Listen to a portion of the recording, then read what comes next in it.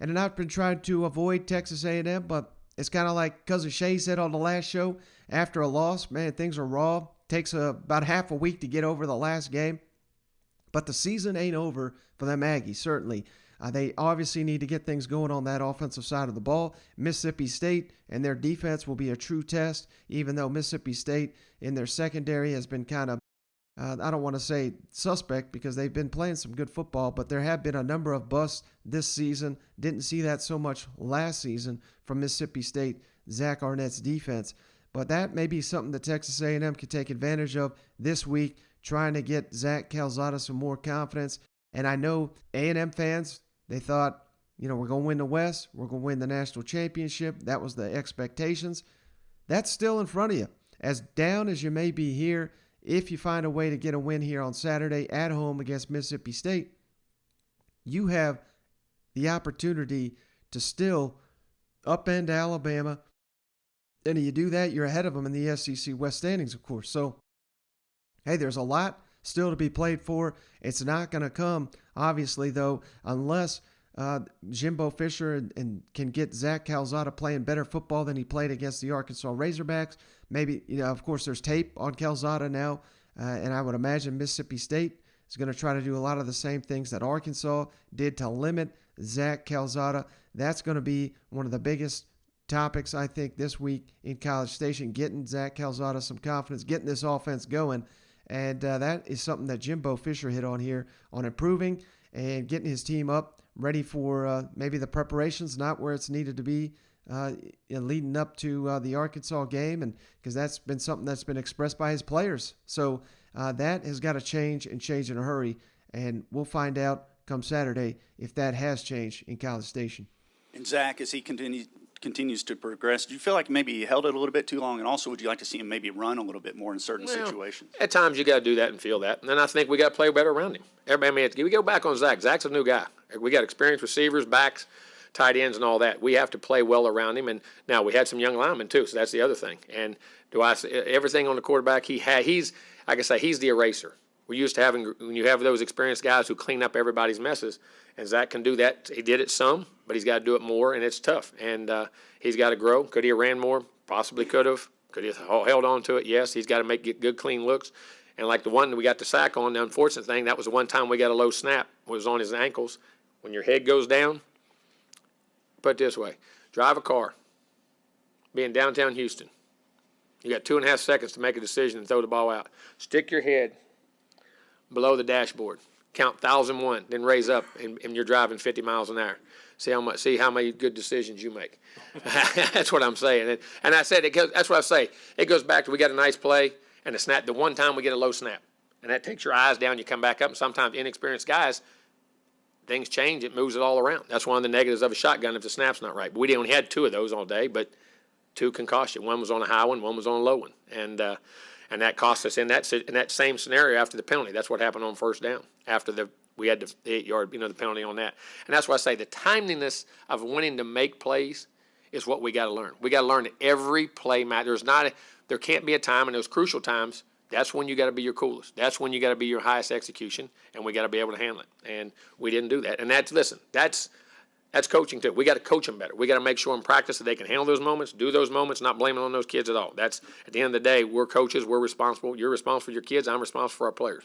I mean, you have to do that. We have to build that confidence in them in practice. We have to build that confidence in them on Saturdays and do the fundamentals to make sure we can handle those situations all the way. Frustrated at this point on offense by the lack of, success. How do you let that not spill over? And are you calling things early in games for Zach to get comfortable? Because it just seems to us he's uncomfortable. Well, I'm calling a lot of things comfortable. I mean, the things we practice each and every day, things we rep every day. And it takes time, gets experience. And no, I'm not frustrated. Disappointed that we can play better, but I'm not frustrated. You can't get frustration can't set in. Frustration clouds your thinking. You can be disappointed about what you do, but you got to keep your head about you and how you coach and what you do, and make sure when we know we can do the things we do, it's got to do them better. The last couple of weeks, Isaiah Spiller has mentioned having a little bit of a lack of attention to detail, and he mentioned practice. Do you feel like the team has been prepared, the standard has been set high enough in practice leading in the last 2 games? Listen, we're preparing, but the standard of how to do details, I mean, we're not detailed enough, or we would play that way. I mean, and now, why is that detail?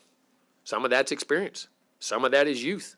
Some of that is critical new guys at critical different positions and different moments of what happens, because you're rotating guys and you're playing freshman linemen, you're playing some young receivers, you're playing a young new quarterback. I mean, now, is that excuse? No. You still have to meet the standard of what you got to do, because that's when your opportunities calls. What I tell those guys all the time, you either wait to play or you prepare to play. But the one thing you can't give a guy is experience. Experience, he has to get it in the saddle, and they got to realize that. Now, at the same time saying that, I was proud of them the way they battled back and got better during the game, in my opinion. But then we got to that critical moment, we just couldn't get over it. And that goes on both sides. That's offense and defense. I mean, that's both sides. Now, we have a little more experience on defense and where we're at there. But, we gave up things. We can't get behind 17-0 right off the bat in the first three series of the game. And then you talk about wanting to run the ball then. You got to be careful getting too conservative then. And all of a sudden that game gets out of hand. It could have, because if we didn't get a fourth down stop, it could have been 24 and what we did. So we got to learn to get out of the blocks in both phases and play better and execute better.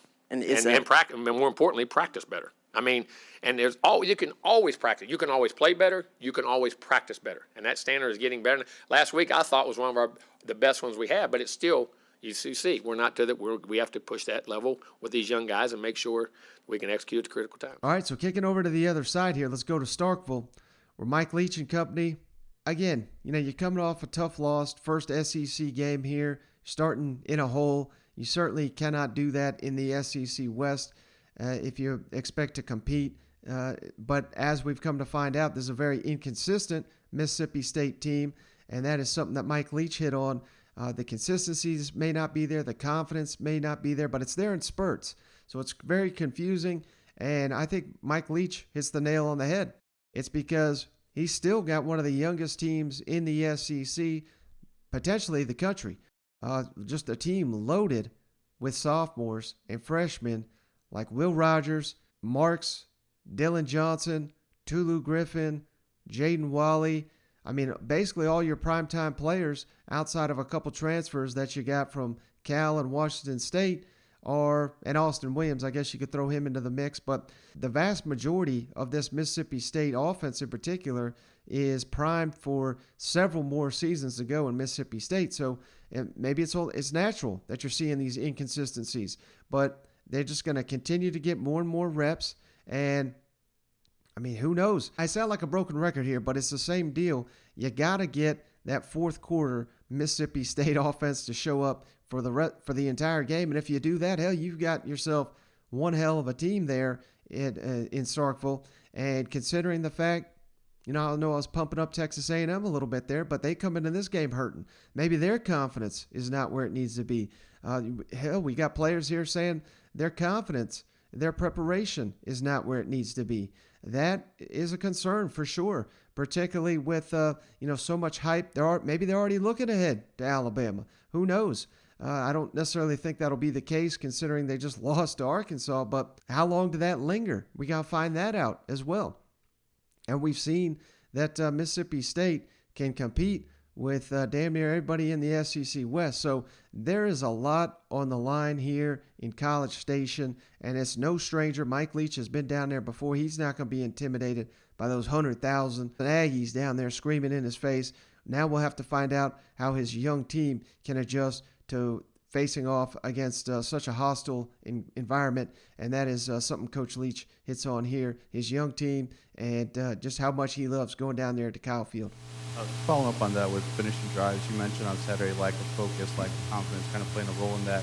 Why do you feel those elements have been lacking from the team to this point of the year? Because we're young. We have the least amount of starts of any team in the SEC, and so I think we're working through some youth, It's probably you played a lot of games. Any particular memories you have of playing there, or anything that makes it kind of unique? It's a great place to play. It's a great place to play. It's loaded, it's loud, and it's pretty hostile, and so, no, it's a blast. I mean, College Station is one of the best stadiums to play in the country.